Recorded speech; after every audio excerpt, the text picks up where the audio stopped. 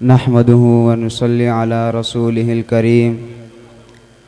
अम्मा बाद फ़अऊज़ु बिल्लाहि मिनश शैतानिर रजीम। बिस्मिल्लाहिर रहमानिर रहीम। हम अपने देश की पहचान को मिटने नहीं देंगे। हम अपने देश की पहचान को मिटने नहीं देंगे। यहाँ इस्लाम का परचम कभी झुकने नहीं देंगे।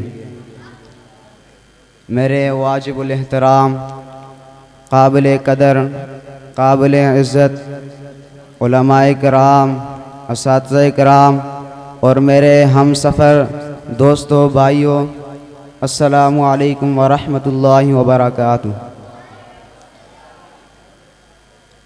आज आप हज़रात के सामने मुझे तहरीक पाकिस्तान के मौजू पर लब कुशाई करने का मौका मिला है।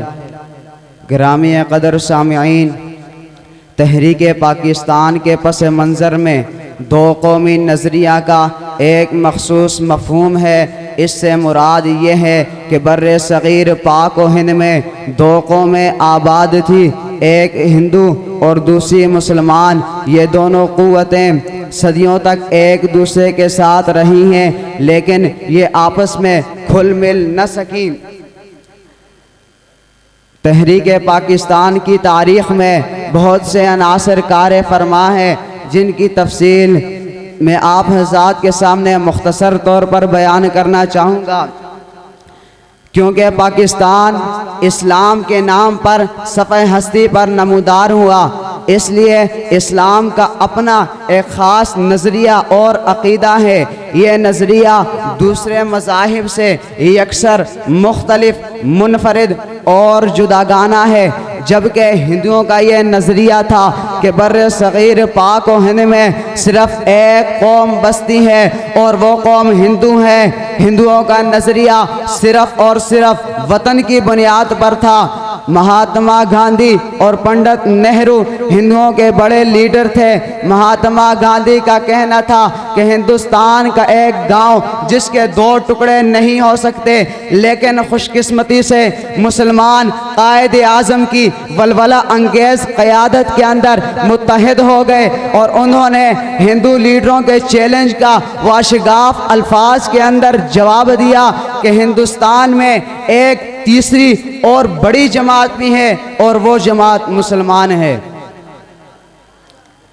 मेरे सुन्नी गयूर नौजवानों, 1885 में अंग्रेज़ ने इंडियन नेशनल कांग्रेस के नाम से एक सियासी जमात कायम की, जो देखते ही देखते कांग्रेस के नाम से हिंदुओं की एक मजबूत जमात बनकर रह गई, जिससे मुसलमानों को एहसास हुआ कि उनकी अपनी एक अलग सियासी जमात होनी चाहिए। चुनांचा कायद आज़म सर सैयद नवाब मोहसन, नवाब वक़ार, इलामा इकबाल और दीगर कायदीन की काविशों से तहरीक पाकिस्तान एक मुस्तहकिम राह पर गामज़न हो गई, जिसमें मुस्लिम लीग का क़याम एक अहम कदम था। जमात आखिरकार एक मजबूत सियासी जमात के तौर पर सामने आई। आखिरकार 1942 में दिल्ली में मुस्लिम लीग का इजलास हुआ।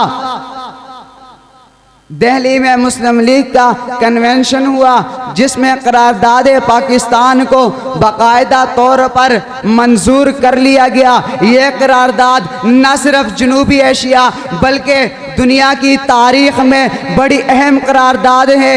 ये पहली करारदाद है जिसने दुनिया में एक ग़ुलाम कौम को आज़ादी की नेमत से नवाजा। नतीजा के तौर पर करारदाद पाकिस्तान के बाद कायद आज़म की मद्दे बराबर क़यादत में पाकिस्तान की तहरीक 7 साल के बाद नतीजा खैज साबित हुई और मुसलमान एक सीसा पलाई की दीवार बन गए। और 14 अगस्त 1947 को पाकिस्तान दुनिया की सबसे बड़ी इस्लामी मुमलिकत की सूरत में वजूद में आया। अल्लाह रब्बुल इज़्ज़त से दुआ है कि पाकिस्तान जिस मकसद के लिए बना था, अल्लाह रब्बुल इज़्ज़त हमें वो मकसद पूरा करने की तौफ़ीक़ अता फ़रमाए। व आखिरु दावाना अनिल हम्दुलिल्लाहि रब्बिल आलमीन।